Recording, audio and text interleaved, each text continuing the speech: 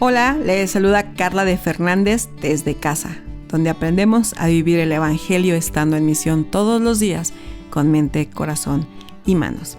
Este es el episodio número 13 de la historia de la vida de Josué, la historia de una vida bien vivida. El episodio de hoy se titula Rahab, una historia de fe. Bienvenidos a un episodio más con Carla de Fernández en el podcast Desde Casa.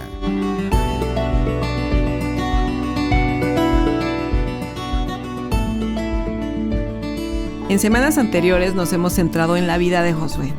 Hemos tomado 12 semanas hablando de él. Sin embargo, hemos llegado al capítulo 2, donde el personaje principal es una mujer, una prostituta llamada Rahab. Historias de personas con pasados cuestionables también hacen acto y presencia en la historia de Dios. De eso trata la redención, de salvar lo que está perdido, de rescatar al que anhela una nueva vida, de recibir gracia y misericordia de parte del escritor de la verdadera historia. La historia de Rahab podemos compartirla aparte, como una serie independiente. Sin embargo, quise dejarla aquí, porque es parte de la vida de Josué. En la providencia de Dios, ella es parte clave en la conquista de la ciudad de Jericó. Una mujer, sí, una mujer a quien Dios usó para cumplir su propósito en ella, pero también para ayudar al pueblo de Dios. Recordemos que todas las historias dentro de la Biblia apuntan a una sola historia, la historia de Dios, la verdadera historia. Así que vamos con paciencia desmenuzando y conociendo la historia de Rahab y el pueblo de donde ella provenía. Acompáñame leyendo Josué capítulo 2 versículo 1 para comenzar a desmenuzar esta bella historia. Te recuerdo que estoy utilizando la traducción Nueva Versión Internacional. El versículo 1 dice lo siguiente. Luego Josué, hijo de Nun, envió secretamente desde Sitín a 2 espías con la siguiente orden. Vayan a explorar la tierra, especialmente Jericó. Cuando los espías llegaron a Jericó, se hospedaron en la casa de una prostituta llamada Rahab. Antes de entrar a conquistar la tierra de Jericó, Josué envió a 2 espías a explorarla. Una táctica sabia para conocer contra qué o contra quiénes se estarían enfrentando. Jericó, Sitín y las demás ciudades que veremos más adelante estaban o pertenecían a Canaán, la tierra que Dios le prometió a Abraham que le daría por heredad. Jericó era una ciudad clave por donde podían comenzar a conquistar la tierra de Canaán. Un comentario del contexto cultural de la Biblia dice lo siguiente. En aquellos días, es decir, en la época de Josué, Canaán no era una entidad políticamente unificada. Estaba formada de muchos reinos, que incluían, por lo general, una ciudad fortificada importante, pequeñas aldeas y granjas en la región. Cada una de estas ciudades tendría su propio rey y ejército. Es decir, eran pequeños reinitos dentro de la tierra, de la gran tierra o la extensa tierra de Canaán. En estas ciudades, sus habitantes eran conocidos como los amorreos o cananeos. Quizás más adelante tú puedas ir leyendo y vas a encontrar que los amorreos y después que cananeos son los mismos. Así se le llamaban, era como el gentilicio. Amorreos o cananeos. Estos nombres podrían ser usados para describir a la población en general de la tierra de Canaán, ¿ok? Los cananeos eran personas impías, idólatras. Era un pueblo grande, fuerte. Eran guerreros, según leímos en Números 13, versículos 28 y 29. Ellos tenían ciudades fortificadas. Los cananeos eran descendientes de Canaán, nieto de Noé, quien era hijo de Cam. Esto lo puedes leer en Génesis 9. El hijo de Noé, del que la Biblia dice que descubrió la desnudez de su padre. Ese hijo fue maldecido por ese pecado con su padre. Quizás lo recuerdes y si no, ve ahora mismo a leer Génesis 9. Bueno, esos hombres eran a los que enfrentaría Josué y el pueblo de Dios a su llegada a Jericó y a lo largo de las siguientes ciudades que conquistarían y habitarían. Necesitamos conocer el trasfondo de estas personas porque en el capítulo 2, una de ellas, Rahab, es pieza clave para la conquista de la ciudad de Jericó, pero también para darnos destellos del Evangelio de la gracia y la misericordia de Dios. Podemos ver nuestra necesidad de Cristo, de ser salvados, de depender de Él y de confiar en su cuidado, protección, en que nos escucha y atiende nuestro clamor. Volvemos a ver la necesidad de permanecer juntos y unidos como familia. Rahab era cananea, lo que también indica que era pagana. Estaba en contra de lo que Dios amaba. Todos ellos estaban en contra de lo que Dios amaba. De hecho, a causa de todas sus abominaciones, fue que Dios declaró que traería juicio contra ellos. Esto lo leemos en Deuteronomio 18:12. Pero para que eso sucediera, tuvieron que pasar 400 años, los años que el pueblo de Dios estuvo como esclavos en Egipto. Todo ese tiempo, Dios extendió su gracia para con los cananeos, pero ellos no se arrepintieron ni se atemorizaron. Ellos seguían en sus abominaciones. Eran idólatras, sacrificaban niños, se prostituían a manera de rituales. Todo eso es una abominación contra Dios. Bueno, a ese pueblo pertenecía Rahab. Esa cultura, ella era parte de esa cultura, a esa cultura respondía. Ese estilo de vida abominable era normal y lo conocido para ella. Ahí nació y creció. Eso era su mundo, su gente, su lugar. Ahí pertenecía y de hecho le daba identidad. Su estilo de vida era igual de abominable al dedicarse a la prostitución.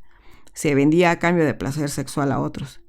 Y a su hogar llegarían 2 espías de Israel, los espías que Josué había enviado.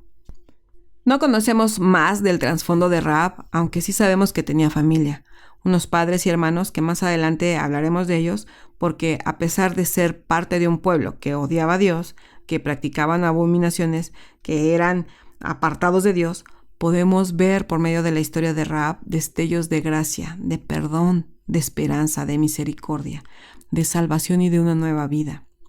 Su historia no es tan diferente a nuestra historia, no en su trasfondo. Probablemente nosotras no tenemos ese trasfondo, pero sí en la forma que Dios nos dio la oportunidad del arrepentimiento y fe en Cristo para la salvación de nuestra alma y la transformación de nuestra vida. Rahab, la prostituta, era conocida en Jericó. Ella vivía en la muralla de la ciudad. Recordemos que la ciudad estaba fortificada por una gran muralla. Así que cuando los 2 espías llegan a Jericó, como dice el versículo 1 que recién leímos, se hospedaron en la casa de una prostituta, es decir, Rahab. ¿Por qué llegaron a esa casa? La Biblia no nos da detalle, pero entendemos que en la providencia de Dios, ellos debían llegar ahí con Rahab. De alguna u otra forma, todos somos misioneros en cada lugar donde estamos. Dios puede usarnos para compartir las buenas nuevas de Cristo, siendo una lámpara encendida en medio de la oscuridad. Aunque los espías no llegaron hablando de la salvación ni lo que acontecería en la ciudad, ella, Rahab, los recibió en su casa. Quizá como recibía a muchos hombres que la buscaban por sus favores sexuales. Sin embargo, esta ocasión era diferente. Estos hombres solo buscaban refugio y ella se los proporcionó. Después de que llegaron a casa de Rahab, dicen los versículos 2 y 3 lo siguiente. Pero el rey de Jericó se enteró de que 2 espías israelitas habían entrado esa noche en la ciudad para reconocer el país. Así que envió a Rahab el siguiente mensaje.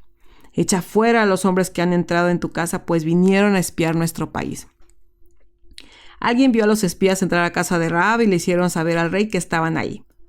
Esto sugería un peligro inminente y, por supuesto, esos espías no debían escapar. El rey mismo manda a decir a Rahab que sabe que están ahí con ella. Esos espías eran enemigos del pueblo, de los cananeos. No debían estar ahí. Básicamente el rey le está pidiendo a Rahab, entrega a esos hombres porque son un peligro para nosotros. Era el rey dando la orden. Debía obedecerse a como diera lugar. ¿Qué hizo Rahab? Los versículos 4 al 6 dicen lo siguiente. Pero la mujer, que ya había escondido a los espías, respondió al rey. Es cierto que unos hombres vinieron a mi casa, pero no sé quiénes eran ni de dónde venían. Salieron cuando empezó a oscurecer a la hora de cerrar las puertas de la ciudad, y no sé a dónde se fueron. Vayan tras ellos, tal vez les den alcance. En realidad la mujer había llevado a los hombres al techo de la casa y los había escondido entre los manojos de lino que allí secaba. Hay buenas cosas que resaltar en estos versículos. A primera vista, nos salta la mentira que dijo al rey. ¿Es esta porción una contradicción a que debemos ser veraces en todo momento? ¿Es correcta la mentira en determinadas ocasiones y circunstancias? ¿qué habríamos hecho nosotras? Primero, recordemos que ella era pagana. Su cultura era malvada, de engaños, perversión. Era una mujer pecadora. Su reputación no era buena. Es decir, no podríamos pedir santidad, veracidad y una buena moral si no estaba el Espíritu de Dios en ella. Ahora, quiero compartirte brevemente el comentario del pastor John MacArthur a estos versículos. Él dijo así: la realidad es que mentir es pecado para Dios, Éxodo 20:16, ya que Él no puede mentir, Tito 1:2. Dios nunca tolera ningún pecado. Sin embargo, nadie está sin algo de pecado, como nos lo dice Romanos 3:23. Y así la necesidad de perdón. Pero Él también honra la fe verdadera, por muy pequeña que sea, e imparte gracia salvadora. Éxodo 34:7. ¿Ok? Segundo, pienso yo, Carla, que esta historia nos muestra la pecaminosidad en el corazón de los seres humanos, su necesidad de Cristo para responder a Él en obediencia. Con esto no trato de justificar la mentira que dijo Rahab, de ninguna manera, sino notar que todos tenemos pecados y que todos tenemos la oportunidad de actuar de manera diferente en obediencia a Dios. Rahab no vivía de acuerdo al pueblo de Dios y su ley. Y más adelante, en el Nuevo Testamento, ella no es mencionada o recordada por su mentira al rey de Jericó, sino por su fe y confianza en el Dios que ella conocía de oídas solamente. Hay algo aquí que me llama la atención. El rey y sus hombres creyeron a las palabras de Rahab. ¿Por qué? ¿Por qué no entraron a revisar? ¿Acaso sería que Rahab acostumbraba a hablar con la verdad?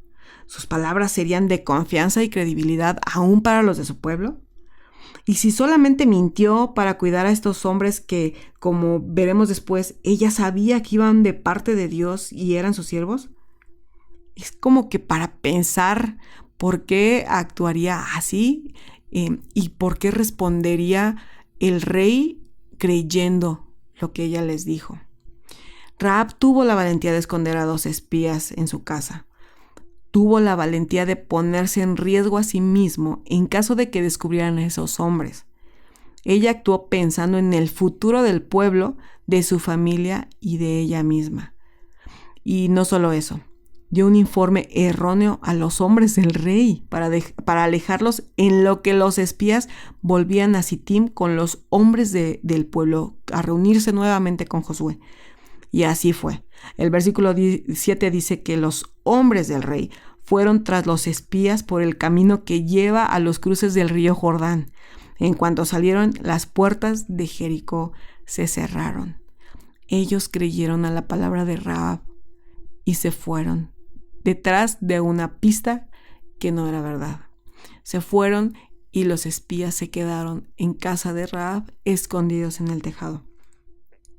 En estos versículos que hemos leído hoy, podemos ver un poco del trasfondo y contexto donde vivió y creció Rahab, un poco de su estilo de vida y de cómo Dios, en su providencia, puede llevarnos a personas que lo necesitan, pero también puede enviar a otros a nuestras vidas para constatar que Dios es real, tal como sucedió con los espías y con Rahab, Dios enviando o llevando a estos espías a la casa de una mujer que de oídas lo conocía, que sabía de él, para actuar como misioneros, quizás sin decir nada, solamente para constatar que Dios es real, que todo lo que Rahab había escuchado era real y Dios estaba permitiendo que ellos llegaran. Y entonces también Dios les da la oportunidad a ellos de mostrar con su vida misma que sí, que es verdad, que lo que Rahab había escuchado es verdad. Dios es real. La próxima semana, con el favor de Dios, conoceremos más de cerca a Rahab, su fe, el estar en misión donde sea que el Señor nos ponga y de recordar el poder de Dios para transformación de las personas. Porque sí, Dios sigue estando en la misión de salvar al perdido que cree en su Hijo Jesús. Nos escuchamos muy pronto, mujer. Bendiciones. Esto fue un episodio más del podcast Desde Casa con Carla de Fernández. Aprende a vivir el Evangelio estando en misión todos los días, con mente, corazón y manos. Desde casa, síguenos en nuestras redes sociales.